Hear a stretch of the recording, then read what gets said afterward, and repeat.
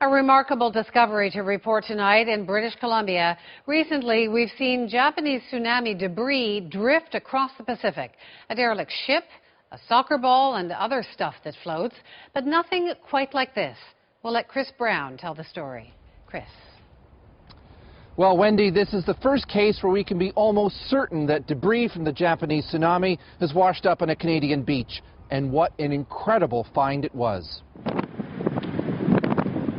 Amateur beachcomber Peter Mark was exploring an isolated beach in BC's Haida Gwaii when he saw a big white cube near the high tide mark. He took out his camera. You just never know what you're going to stumble upon when you go out there for a drive. And lo and behold, this time you come across something that's just out of this world. Incredibly, inside was a Harley-Davidson motorcycle, rusty for sure, but unmistakably a Harley. First I thought, well, this has got to be the craziest thing anybody's ever found. Then I started looking a little closer. The license plate had Japanese writing on it. The wall of the trailer had Japanese print on one of the tags. And first thought that popped into my head is this is likely from the tsunami in Japan. The license plate of the motorcycle is registered to Miyagi Prefecture, and the photos of the white container appear to be a perfect fit with the back portion of a common Japanese moving van. Well, I got to say the first thing that popped into my mind when I was looking at the scene was I really wonder what happened to this person. The first thought was I really hope this person's okay. Miyagi was by far and away the worst hit area of Japan. 10,000 either died or are still missing.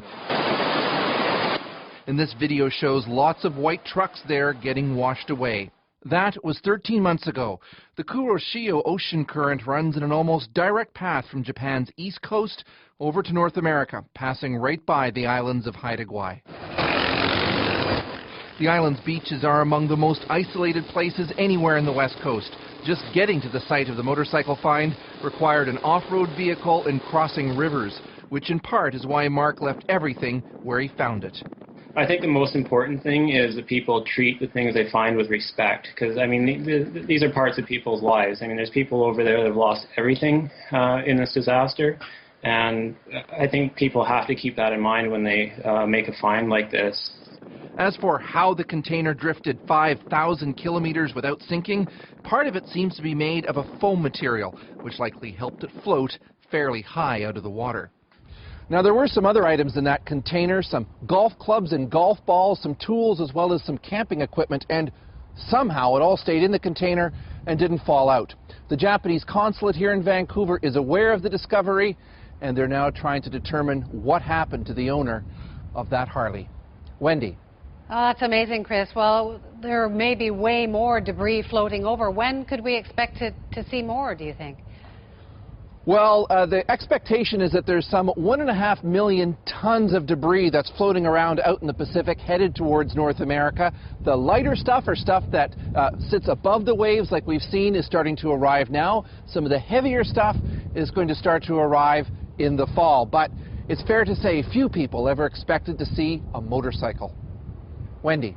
Quite the story. Thanks, Chris. Chris Brown in Vancouver tonight.